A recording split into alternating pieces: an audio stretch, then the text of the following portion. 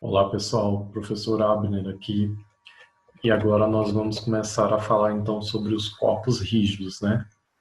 Se tratando de sistemas equivalentes de forças. Lembrando que nós estaremos sempre tratando de estática, né? Então vamos começar falando das forças externas e forças internas sobre um corpo rígido. Lembrando que essa definição aqui, ela é voltada para um corpo rígido, né? Então, as forças externas são forças que atuam sobre o corpo rígido, né? Fazendo com que, esse daqui que é a parte importante, fazendo com que seu estado de movimento se altere. Ou não, ou para manter ele no seu estado que ele está naquele momento, né? Isto é, para imprimir um movimento, né? Se um corpo rígido ele está parado, isso daqui está lá relacionado com as leis de Newton, né? Mais propriamente a primeira e segunda lei, né? Isto é, para imprimir um movimento nesse corpo rígido, se ele está parado, para eu tirar ele desse estado de repouso, eu preciso aplicar uma força externa. Né?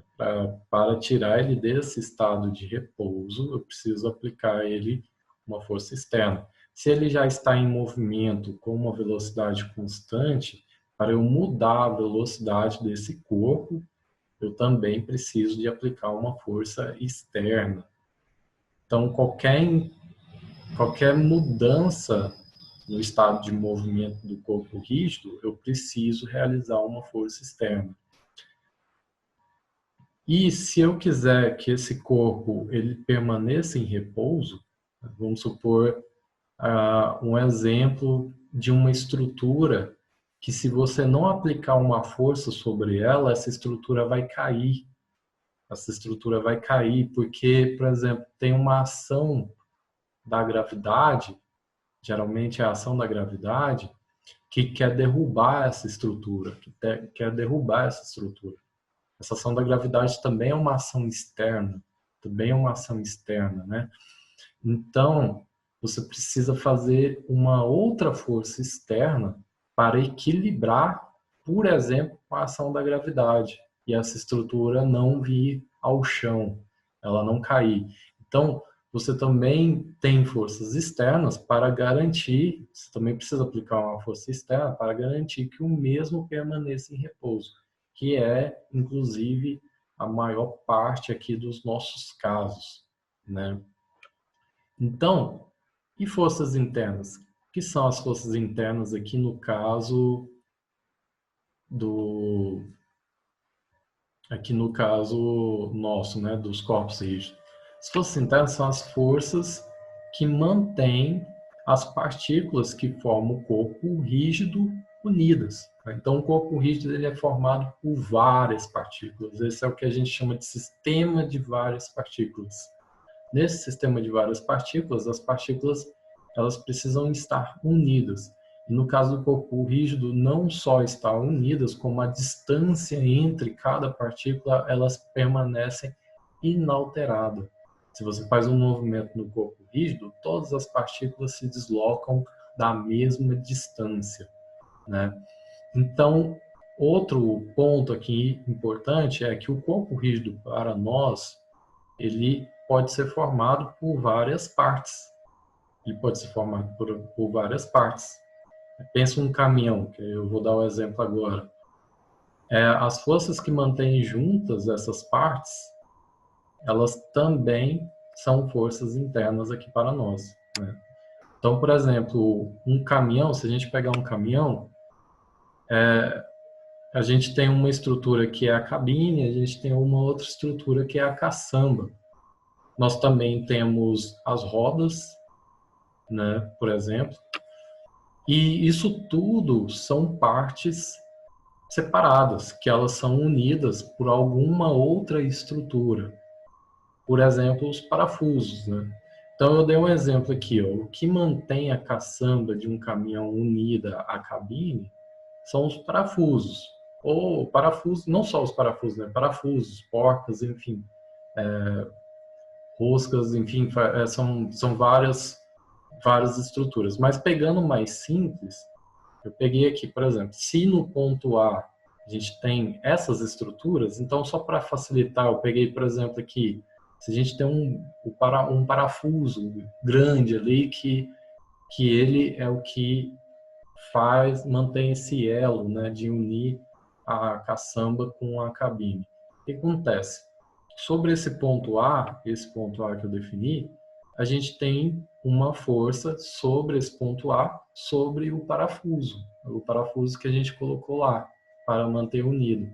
Essa força sobre o parafuso, ela ela é uma força de tipo ação e reação. Está relacionado com a terceira lei de Newton. Forças internas são forças de ação e reação, né? Então, nós temos uma força F, que é feita sobre o ponto A devido à cabine, e uma força menos F, por exemplo, de reação, que é feita sobre o ponto A devido à cabine. Bem, a F é uma força se a gente puxa a cabine, se a cabine anda aqui para frente. Então a gente tem uma força de reação sobre a menos F, que é a menos F. Isso é a terceira lei de Newton. Isso é a aplicação da terceira lei de Newton, tá? Vamos então a um exemplo de forças externas, tá? Então, se a gente olhar aqui, por exemplo, para essa figura, nós temos aqui algumas pessoas, né? Elas colocaram um cabo, por exemplo, um cabo, uma corda, fixaram, amarraram ela de alguma maneira aqui no caminhão, e essas pessoas estão puxando o caminhão. Então, note que essas pessoas estão puxando o caminhão, elas estão fazendo uma ação externa ao caminhão, né? Se a corda está esticada, quando a corda começa a ficar esticada, essa corda ela é o meio de contato entre o caminhão e as pessoas, e essa força que as pessoas estão realizando, né? Então é a corda que intermedia essa força externa. Ela que transmite essa força a esse ponto aqui, a esse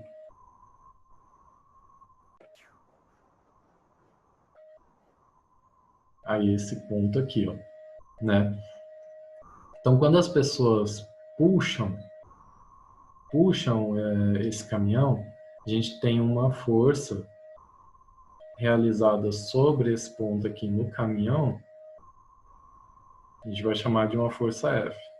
Essa força está representada também aqui, né, nesse desenho.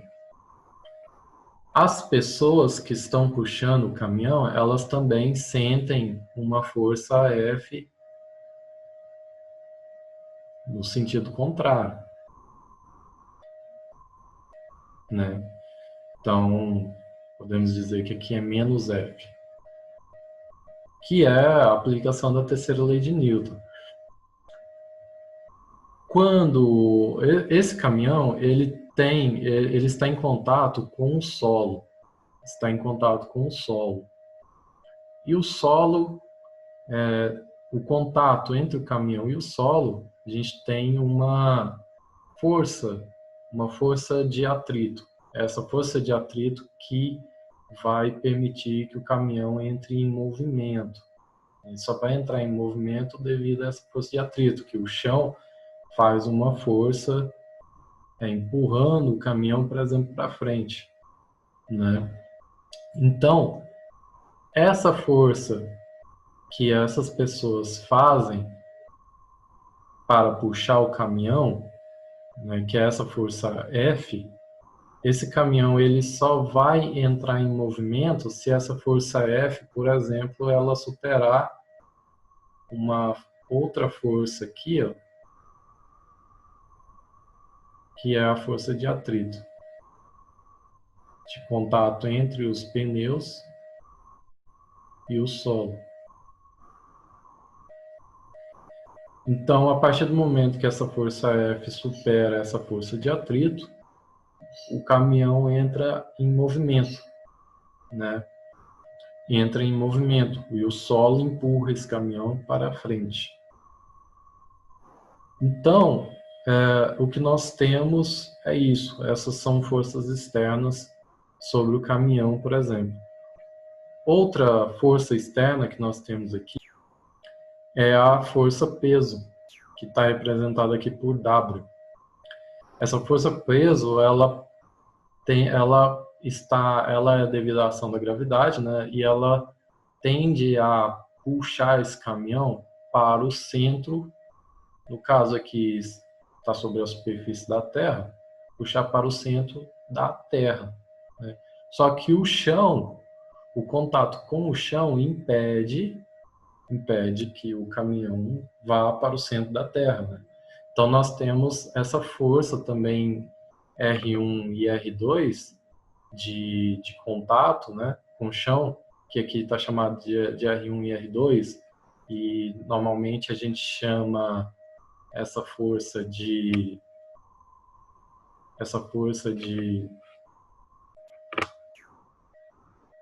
força normal, que é a força de contato. Ela é essa força aqui, que no caso é a soma do R1 com R2, né? Desse lado aqui do caminhão, né? Porque ele tem um pneu do outro lado também, né? Então tem essas forças de contato aí. Mas a questão é que W, o módulo da força peso é igual ao módulo da força normal. Essa força de contato ela existe para equilibrar com o peso, com a força peso. Então essas forças elas são exemplos de forças externas sobre o caminhão, tá? Bem, pessoal, o princípio da transmissibilidade e forças equivalentes. O que seria o princípio da transmissibilidade, né? É até melhor eu ler aqui para vocês. O princípio da transmissibilidade estabelece que as condições de equilíbrio ou movimento de um corpo rígido permanecerão inalteradas se uma força F que atua em um dado corpo rígido for substituída por uma força F', de intensidade, direção e sentidos iguais, mas atuando em pontos diferentes. Isso significa que F é igual a F', tem mesma intensidade, direção e sentido. A única diferença é que elas atuam em pontos diferentes. Então aqui, se a gente tem atuando em um ponto A, essa força F, e essa em um ponto B, elas estão atuando em pontos diferentes desse corpo rígido, né? Desde que essas forças tenham igual linha de ação, então AB, a gente pode dizer assim, ó, que AB forma uma linha de ação. É a mesma linha de ação. Essa linha aqui, ó, essa linha de ação. Essa linha de ação é a mesma dessa. Por quê? Porque as forças F e F' têm mesma direção, tem mesma direção e sentido.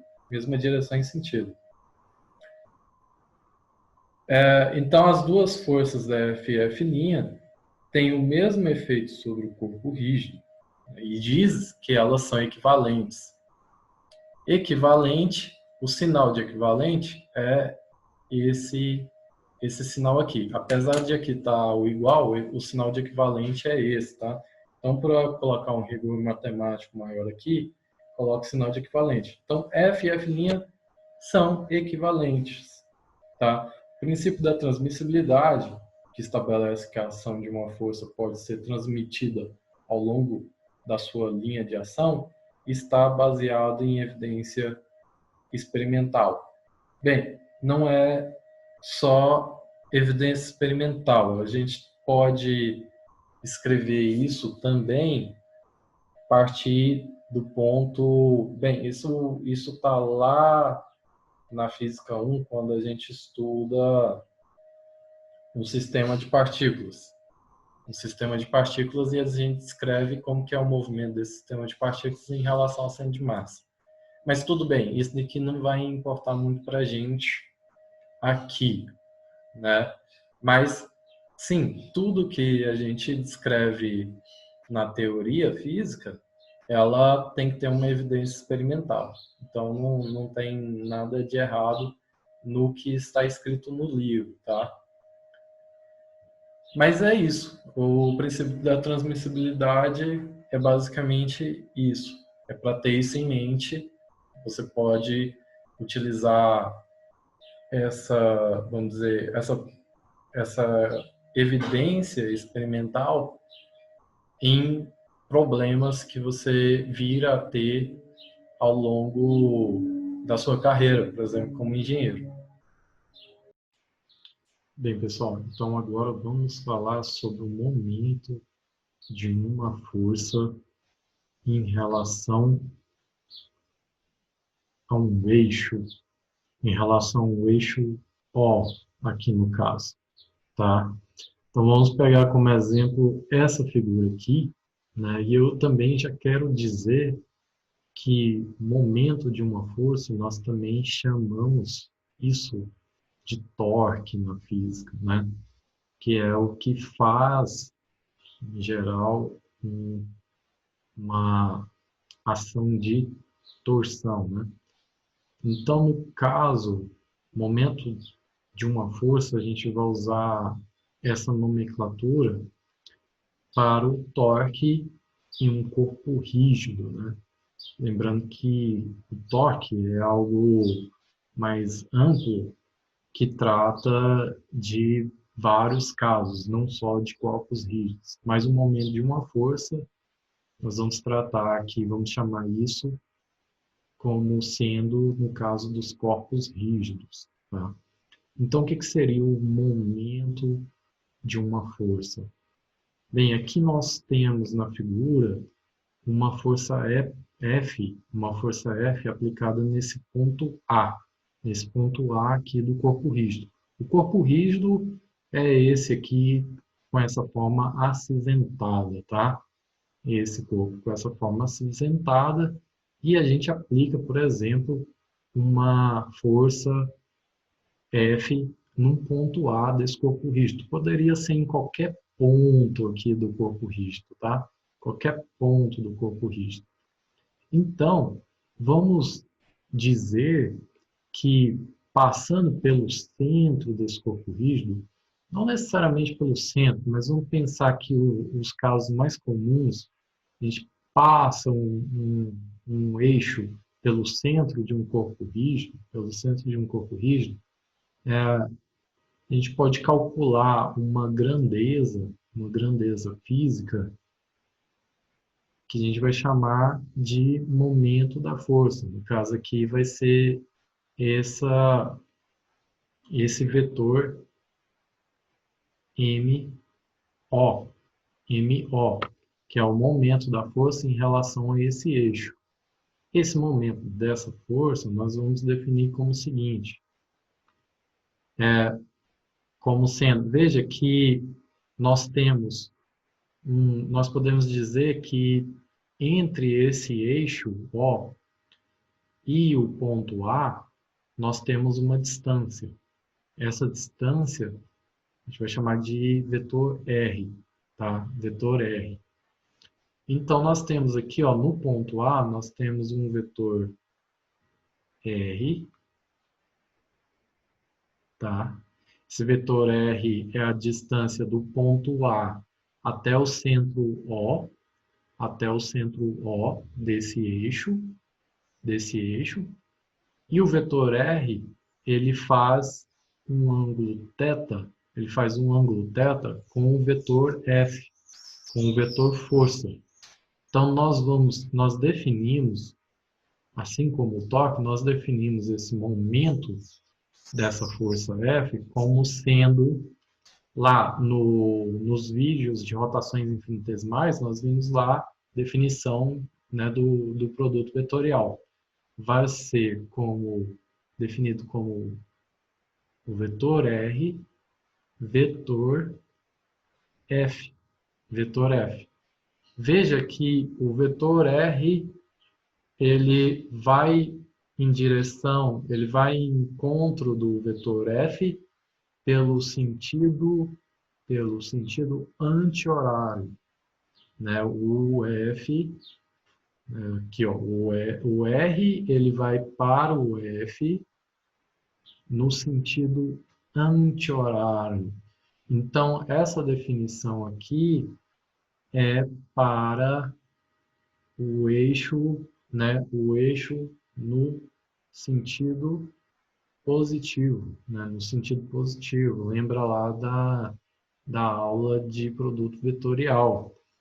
Então, nós podemos fazer sempre o R vetor F usando a regra da mão direita. A regra da mão direita, que é essa regra aqui, ó. Os dedos se curvam na direção de R para F. R para F. O polegar indica o sentido do vetor M.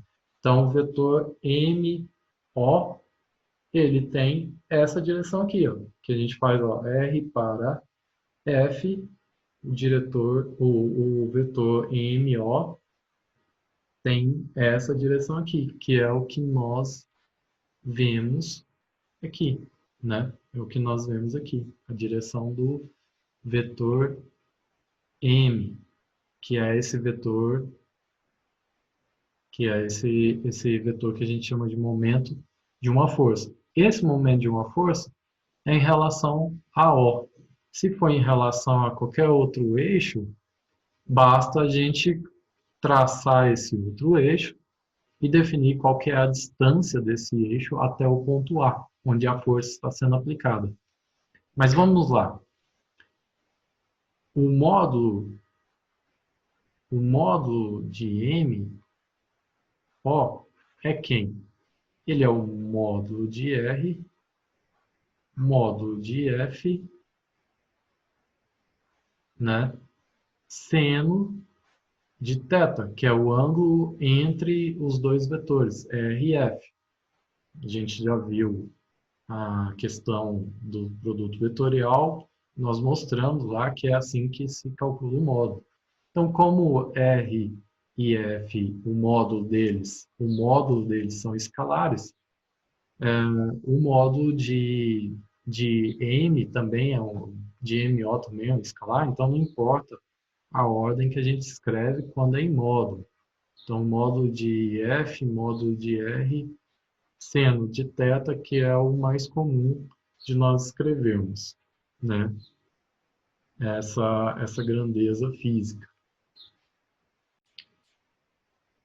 Um outro ponto que é interessante aqui é se esse é o ângulo θ, o ângulo θ é entre o vetor R e F, veja a linha de ação de F.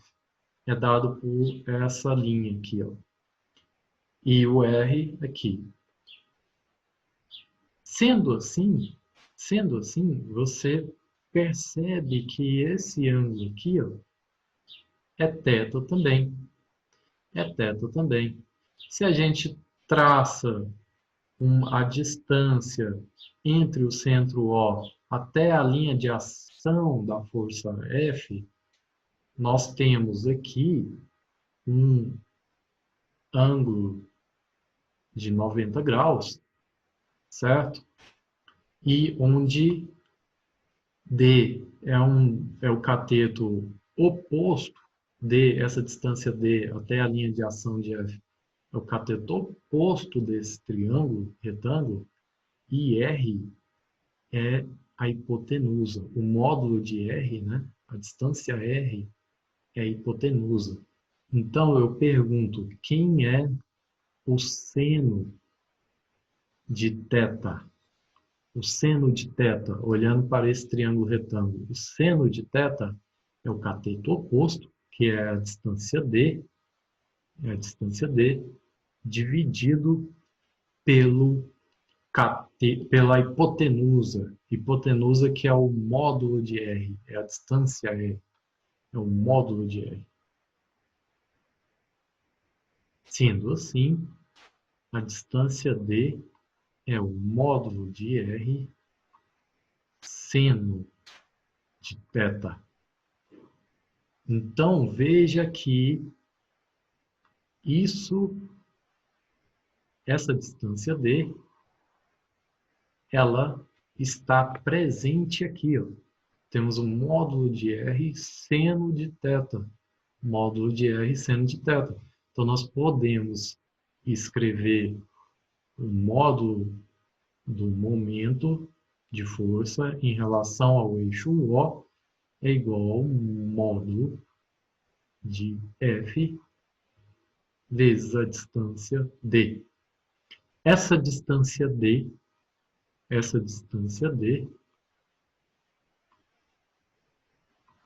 nós chamamos de braço de alavanca. Essa é o que nós chamamos de braço de alavanca. Muito simples, né, pessoal? Então, veja o seguinte.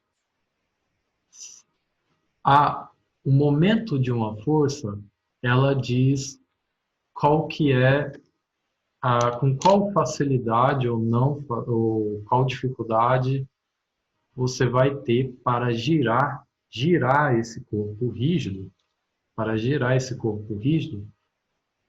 em torno do eixo O, tá? Quão é difícil? Veja que se a gente aplica a força F em um outro ponto aqui, de tal maneira que a distância até o centro O é menor do que essa distância R que a gente definiu aqui, a gente precisaria de uma força de módulo maior para que o momento da força tivesse o mesmo módulo de antes, né? O que eu quero dizer com isso? Vamos olhar para o braço de alavanca. Veja. Se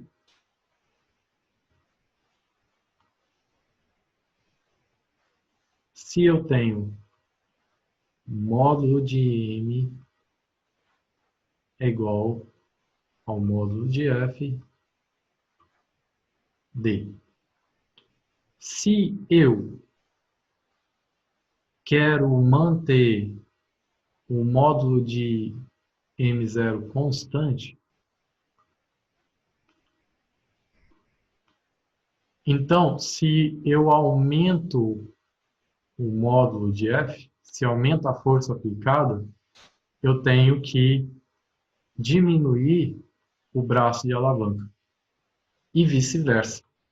Se eu diminuo a força aplicada, eu tenho que aumentar o braço de alavanca. Ou seja, se eu quero fazer menos força para girar aquele objeto, basta eu aplicar uma força F numa distância maior, de tal maneira que eu mantenho o módulo do momento de uma força constante, né? Então, eu quero realizar uma força menor para girar um objeto, basta eu aplicar uma força menor e aumentar proporcionalmente a distância do braço de alavanca, né? E isso é outro ponto interessante. O que significa isso? Significa que eu vou ter um menor esforço, né? Uma força menor para fazer com que aquele corpo rígido gire, para fazer com que aquele corpo rígido gire. Se eu pegar um braço de alavanca menor, eu vou precisar realizar mais força para fazer com que aquele corpo gire, né? O momento de uma força, ele mede a dificuldade de girar esse corpo rígido em torno de um eixo, No caso aqui, o eixo O. Pode ser qualquer eixo, poderia ser qualquer eixo. Aqui no caso a gente escolheu um eixo O, que geralmente esse eixo O é o que passa pelo centro do corpo rígido. Mais para frente a gente vai ver como calcular o momento de uma força em relação ao outro eixo, tá? Bem, pessoal, então olha só agora que interessante. Vamos ver como fica a questão do princípio da transmissibilidade e o momento de uma força, né? Então, aqui nós temos a força lá no ponto A, como eu discutimos antes, e essa é a linha de ação da força F. Essa linha em cinza aqui, preto, né? O princípio de transmissibilidade diz o seguinte: se a gente aplicar uma força em um outro ponto de mesma intensidade, né? De mesma intensidade, direção e sentido daquela linha de ação no corpo rígido, então F é equivalente a F', né? Basicamente é isso. E em relação ao momento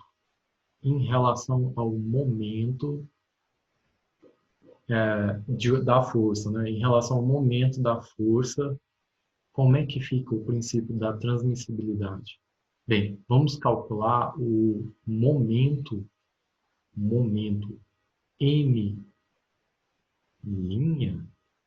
ó, M' por quê? Porque é da força F', em relação ao eixo O. Bem, esse será igual ao vetor D. Agora o vetor é D. O vetor, a distância do eixo O ao F', é a distância D. Então vamos definir isso daqui como sendo um vetor D. Um vetor D, vetor F', certo? F', né? Veja, qual que é o ângulo entre esse vetor D e F'? Esse ângulo é 90 graus. Vocês concordam? Esse ângulo é 90 graus. É esse ângulo aqui. Esse ângulo é 90 graus. Esses dois juntos têm, né, que dar 180 graus. Então, o ângulo entre D e F' é 90 graus. Nós vimos isso também aqui, né? 90 graus, sendo que esse é o θ.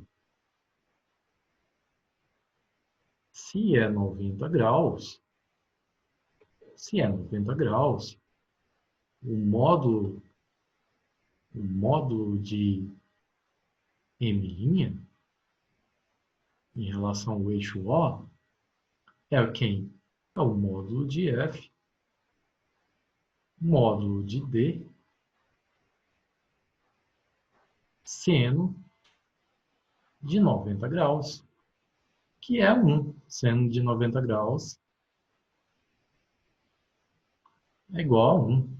Então, esse resultado, o módulo de M'O, é igual ao módulo de F vezes a distância D. E isso é igual ao módulo de M. Ó, olha só que interessante, pessoal. Olha só que interessante. E ambos, M', têm a mesma direção. Tem a mesma direção e sentido. Eles têm a mesma direção e sentido e têm o mesmo módulo. Então, eles têm a mesma direção, o mesmo sentido e o mesmo módulo.